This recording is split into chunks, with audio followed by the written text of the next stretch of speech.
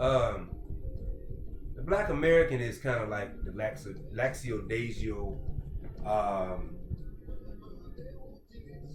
The thinking is very American. The Black American and the Negro is very similar. You know, there are degrees of separation between them, but the Black American is that person who really can care less about their culture.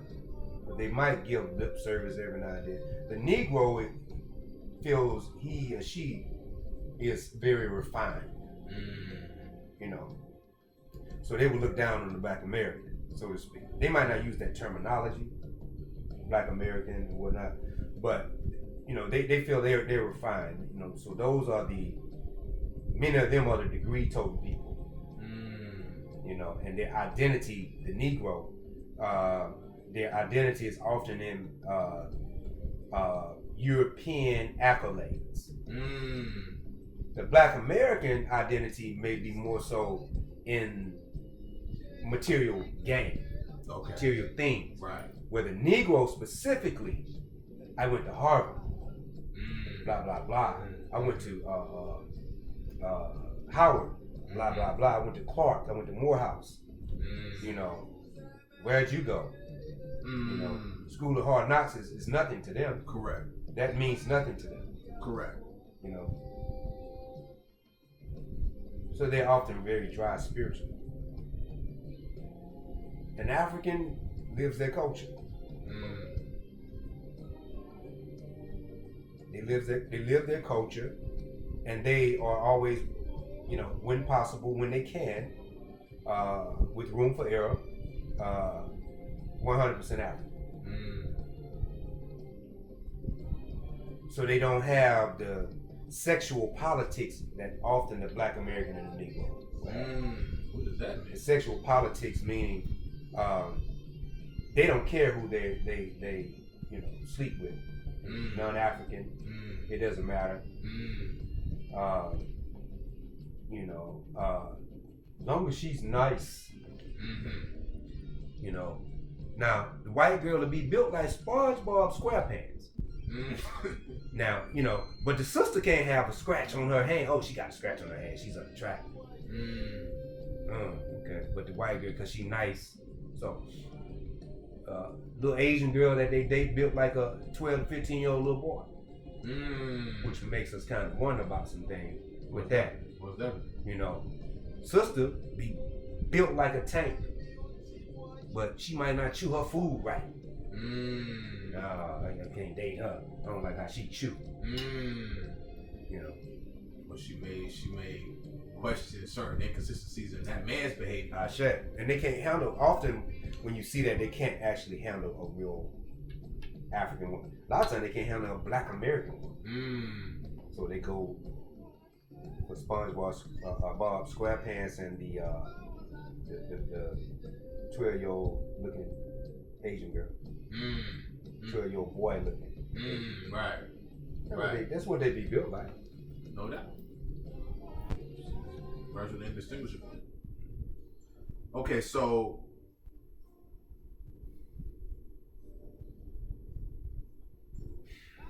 if we are to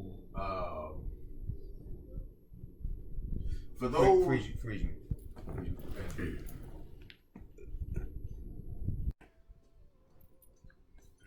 or die, recommuning with Axosu and Agelogbagan, that will be the first. So one of the things that we talk about often in African culture is the concept of an archetype. And so, could Kabiesi explain the concept of an archetype, its relevance in African culture, its function, and how it precedes anything non-African as far as the Kabbalah and all of this nonsense, and its rightful place in history in African culture? The archetype is a mold. a thunder deity is an archetype. A deity of iron is an archetype. You know, so you got that archetype, that thunder deity, that deity of iron, and then you have the way the Akan may express it through Adade Kofi with the iron deity. The Aja people may say Gu. The Yoruba people may say Ogun. So this archetype is African, even though we're using a term that's not African. But that whole concept is an African term. And anybody that has that archetype after that, they're probably mimicking, you know, what we did or what we do. But in a nutshell, that's what the archetype is. And but the archetype, what's beautiful about it is that the expressions are real. Like Gu is different from Adade Kofi. These are not the same deities. Even though there's an archetype mold, these are real divinities that you know, that evolve from a people's experiences. Because a lot of people will say, well, you know, it's all the same. Right. That's when you start getting into the ecumenical universalism stuff, because that opens the door for that. Right. You see, like, oh, it's all the same. Olodumare and God are the same. No, Olodumare don't even translate to God. But for you that don't know Yoruba, that's God. You know, it's like people saying Osar is the same as Obatala. Right. All this kind of nonsense. Yeah, and that is you know, we talk about the Oyinbo and the Yovo, but that is a degree of confusion coming from our own people that claim to be leaders with ego, too much ego. You know, Osar is not Obatala. Who knows what kind of beads, if anybody wore any beads for Asar or Wazir or Wazar or what, however it's pronounced, because the culture is dead. Correct. Right? Right. Jehudi, Jehudi, Chahudi, Tehudi. Which one is it? Right. You know, but the question is, like, why y'all beads look just like the beads that the people in Isheshe are wearing? Right. When there's I'll tell you something. Metal netter. You don't see no metal netter any of those beads. Nope.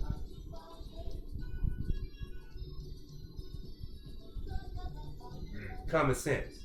Common sense. But people self-deceive themselves for years in these organizations. I didn't know no better. I was with them 10 years.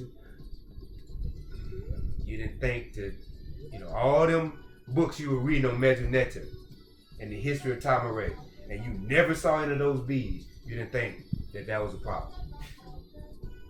And it just so happened that the people that you met in Isheshe tradition got them same beads on, but guess what? They wearing the same beads in Yoruba land. So this ain't made up.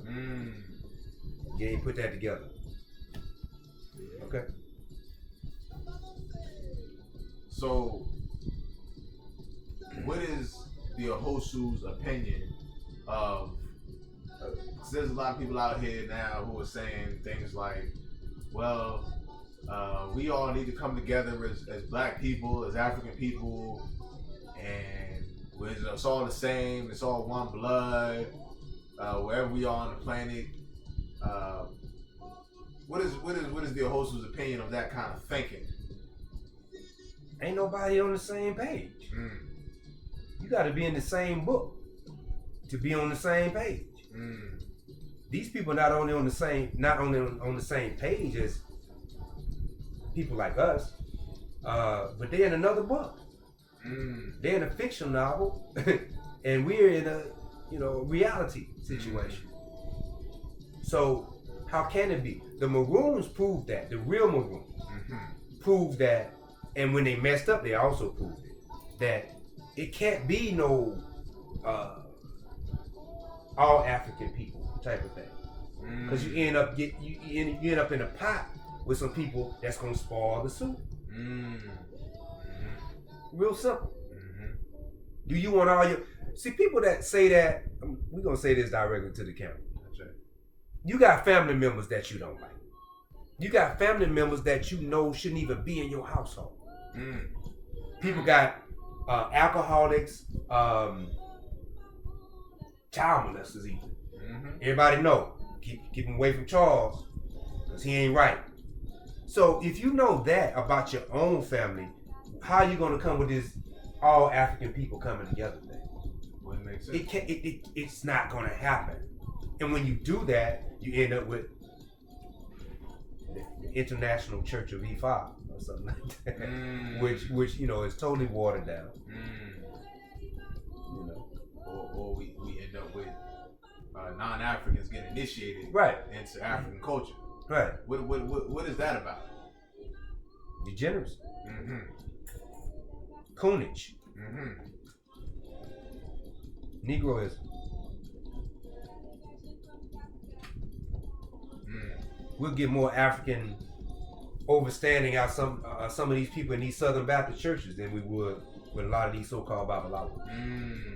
Because they ain't hearing. They see a white person come to their church, they like, whoa, stop the music. What is this? Who is that? And who they with?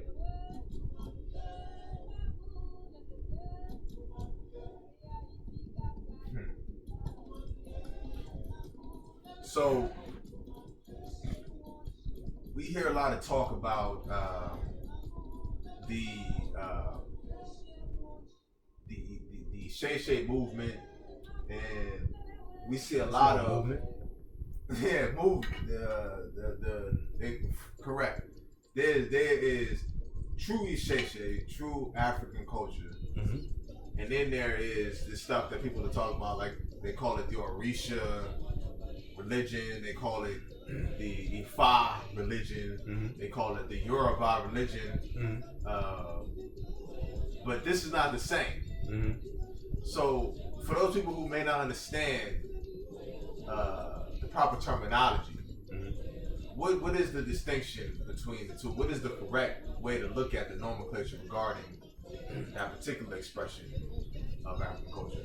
Ishesha? Particularly the culture that the Yoruba have lived thousands of years. The difference. I'm trying to understand your question. So we have people right now, like for example, people say that the culture of the Yoruba people is called Ifa. Yes. Or that the culture of the Yoruba people is called Orisha. Yes. Or that it's called Yoruba. Yes. But that is not the correct term. No. No.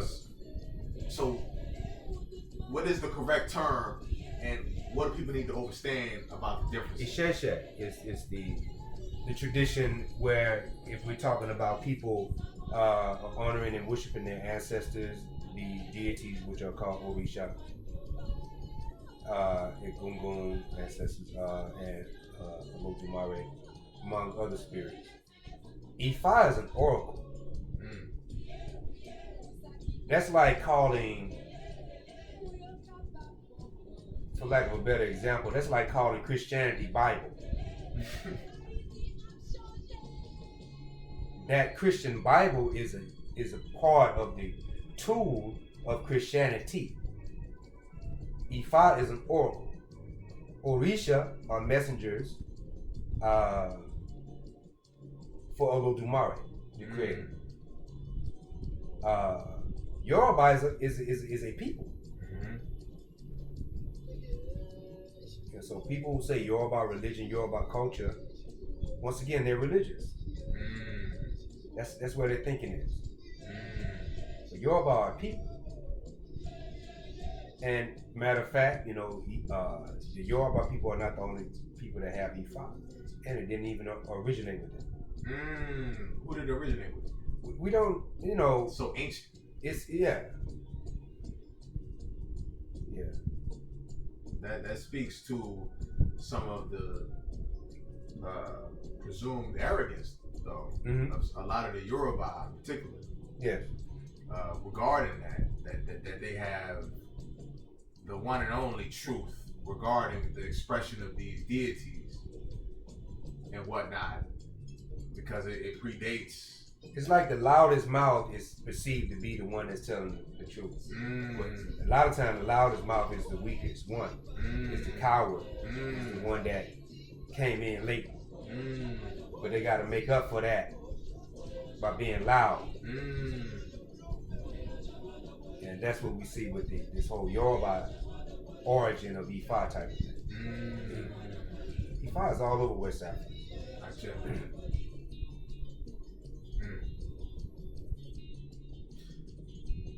And if they try to pull the thing about, you know, people coming from Ife,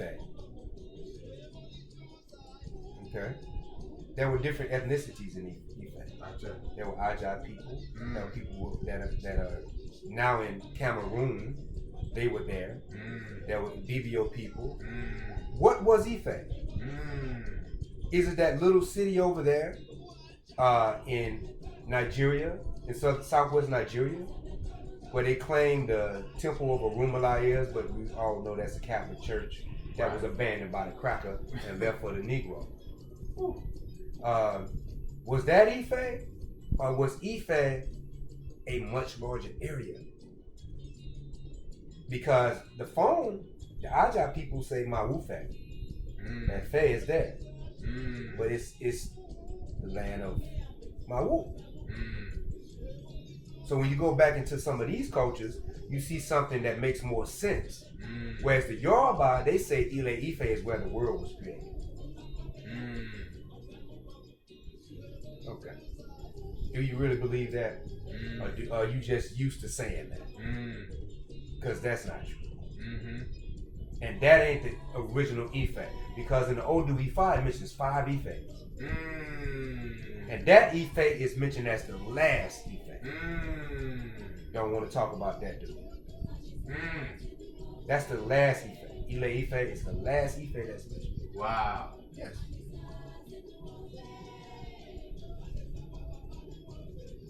Wow. Okay. So,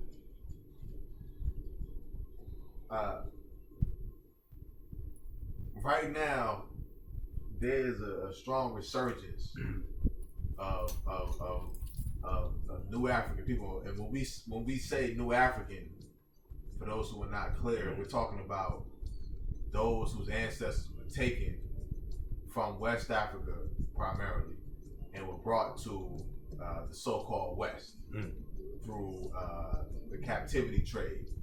People call them enslavement or slavery. And they were born here for generations before. So, particularly with new Africans, we see this real large resurgence of wanting to skip their West African roots and go to East Africa, particularly with Tamari or Kemet or whatever they want to call it, Egypt, whatever. And that doesn't seem to make a lot of sense, because if you go over there right now, that whole spot's run by Arabs. Right. Those people that were initiated to Osar, the people initiated to Aset, if that's even her name. They're not running that over there. They're not running none of those temples. Right. They're not in control of any of that. So the language itself is not a living language. People are online debating the pronunciation of these terms because they're not certain. They say they're certain, but they're basing a lot of it off of non-African writers and historians. That's a key. Right. There. That's a key thing you just said. So what is this? How do we get to this point where we just completely skipping a very ancient West African ancestry to run to Tamari and Kemet? Not to say that it's not legit as one of our ancestors, but there seems to be a disconnect there. That's very prevalent. It's real simple. The Oyinbo, the Yobo said it was cool. You see? And so when they say it's cool, you know, then you got this thing about, they trying to take our stuff. because you got big temples over there. You got big pyramids over there. Hesps, you know, all that stuff. And the ruins are still there. And it looks great. Why? Because the Yovo said it was great. And so we can't let them take that. And matter of fact, not only take that, but we gotta make up some traditions to you know, say we're initiated to these deities that are long gone. That these people turned their backs on a long time ago, and them deities gone. Osara's not around here anywhere. Tahuti, none of them. And if we're not, you know, on another level, if a lot of those Yoruba people and the Black American Negro, so-called African, if they're not careful, a lot of their Orisha ain't gonna be with them either. Well, actually, many of them are not. Exactly. Right. However, they're still here. So they haven't learned from history. No, they don't.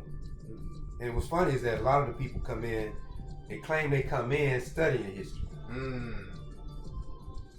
They don't know what studying history really means. You know, it's a science to study history. You know, and they haven't learned that science. They did a little research to bring them to a new religion in their minds. And that's Ifa religion, Yoruba religion, whatever. We're seeing a few more people using Isheshe recently. We know what that influence was, where that came from. Right. We were the only one using that term, Isheshe. Exactly. Us and people in Philadelphia. So they're not gonna acknowledge where it came from. But here's the thing: just like they're not gonna acknowledge where that came from, they're not gonna ever be able to learn real culture. So you all can plagiarize from us if you want. It's not going to work like you think. Gotcha. Picking up a word or two here, trying to buy a phone bay primer and try to create you a Vodun from that. Good luck with that. Gotcha. Well, we have been communing with the Axosu, Agelogbagan, Bovi the First. I am the Chotogan. Sure. Ukentochi. Sure. And Congratulations Acheo. on your new chiefs.